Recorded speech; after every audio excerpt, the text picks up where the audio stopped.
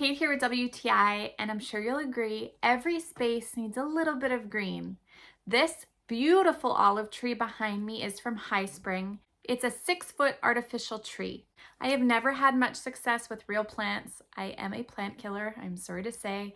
And so I am so glad that this beautiful artificial tree is adding life to my space, but I don't have to try and keep it alive, keep it in the sun, keep it watered, but not too much. So I love this plant. It was really well packaged when it arrived. Of course, it is condensed into a box.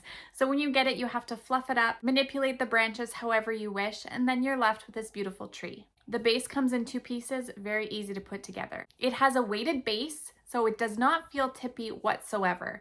It also gives you a chance to put it in whatever pot you want, whatever matches your decor style. So I really like the versatility of that. The leaves are a beautiful shade of green, very natural looking. They're nice silk leaves. And then the olives just add that little pop of interest in there. The trunk is textured like wood, so that's really cool. Just overall, a beautiful artificial tree. I get so many compliments when people come in my home and see it.